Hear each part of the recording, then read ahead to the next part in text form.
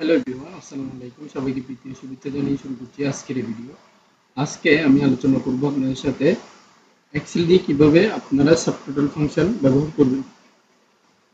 তো বেসিক্যালি আমি কিভাবে ব্যবহার করবেন সেই জিনিসটা আমি দেখাবো না। আজকে আমি দেখাবো আপনাদেরকে কিভাবে কোনো একটা প্রোডাক্ট লিস্ট করে সাবটোটালের কাজ ইউজ করে আপনি ফাংশনালি ব্যবহার করবেন। তো আমি কথা না বাড়িয়ে ফার্স্ট অফ অল আমি সাবটোটাল ফাংশন থেকে এখানে আমি যে কাজটা করব সেটা হচ্ছে ইকুয়াল দিব। ইকুয়াল দেওয়ার পরে এখানে আমি দিব হচ্ছে সাবটোটাল, তারপরে দিব হচ্ছে ব্রেকেট। ব্রেকেট দেওয়ার পরে এখান থেকে আমি ব্যবহার করব সাম। যেহেতু এখানে আমার নাম্বারিং কল এখানে হচ্ছে, তো আমি এখান থেকে সাম ব্যবহার করব। দেন দেব কমা।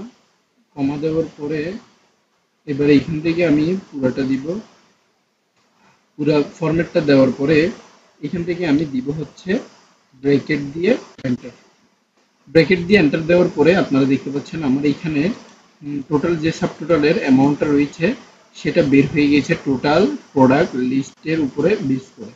তো বেসিক্যালি আমি এখানে এমন একটা ফরম্যাট জানতে চাই যেটা হচ্ছে এই ফরম্যাটের মাধ্যমে আমি মানে ধরুন এখানের মধ্যে আমি জাস্ট একটা আইটেম সিলেক্ট করব। এই আইটেমের মধ্যে এক একটা প্রাইজের মধ্যে এক একভাবে সেল হয়েছে যেহেতু, তো এখানে আমার সিরিয়ালি ভাবে আসতে হবে। তাই আমি এখানে ফার্স্ট অফ অল যে কাজটা করব সেটা হচ্ছে আপনার পুরোটা সিলেক্ট করে নেব। দেন হচ্ছে ডেটাতে যাব। ডেটাতে যাওয়ার পরে আমি এখানে ফিল্টার প্রেস করব। এখন ফিল্টার প্রেস করার পরে আমি এখান থেকে জাস্ট হচ্ছে সিলেক্ট ফিল্টারের যে সিলেক্ট বাটন রয়েছে সেই সিলেক্ট বাটনে অল ওভার এখান থেকে হাইড করে দিব। আমি এখানে আবার দিচ্ছি।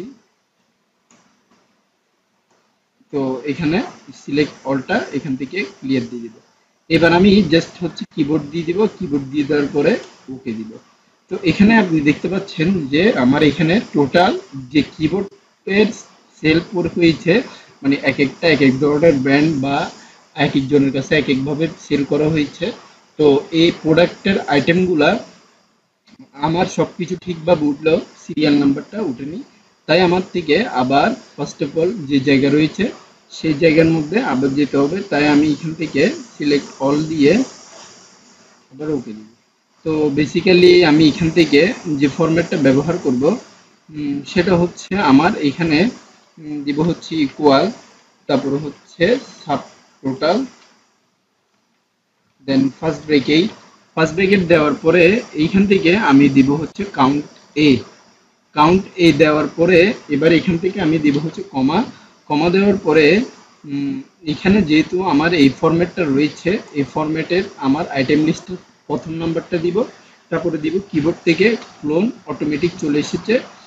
তারপরে এই জিনিসের উপরে বেস করে আমার এখানে এটা সিলেক্ট করতে হবে প্রথম যে সি3টা আমি এখানে ফাংশনাল নাম্বার রয়েছে রেফার নাম্বার সেটা। দেন হচ্ছে আমার কিবোর্ডে F4 প্রেস করতে হবে।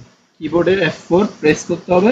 F4 প্রেস করার পরে আমি এখান থেকে ব্র্যাকেট ক্লোজ দিয়ে দিব। ব্র্যাকেট ক্লোজ দেওয়ার পরে আমি এন্টার দিব। তো এন্টার দেওয়ার ফলে এখান থেকে আমার পুরো যা ফর্মুলা চেঞ্জ করার তা অটোমেটিক হয়ে গিয়েছে। তো আমি এখান থেকে পুরোটা দিয়ে দিচ্ছি। দেওয়ার পরে এবার আমি যখন আবার এখানে আইটেম লিস্টটা পুরোটা মানে সিলেক্ট অল দেওয়ার পরে যখন কিবোর্ড দিব দেন ওকে দিব, আমার এখানে দেখতে পাচ্ছেন আপনার কিবোর্ডের নাম্বারগুলা অটোমেটেডভাবে চেঞ্জিং হয়ে যাচ্ছে। তো আমি আবারও আপনাদেরকে মার্কিং করে দেখিয়ে দিচ্ছি যে এখানে আমার এই ফরম্যাটগুলো অটোমেটিকভাবে চেঞ্জিং হয়ে যাচ্ছে শুধুমাত্র সাব টোটাল ফাংশনাল কি ব্যবহার করার কারণে। তো আশা করি আপনারা বুঝতে পেরেছেন যে কিভাবে করতে হবে। তো আমি ভিডিওটা আজকে এতটুকু পর্যন্ত রাখছি। পরবর্তী ভিডিওর আমন্ত্রণ জানিয়ে এখানে শেষ করছি। ধন্যবাদ সবাইকে। আসসালামু আলাইকুম।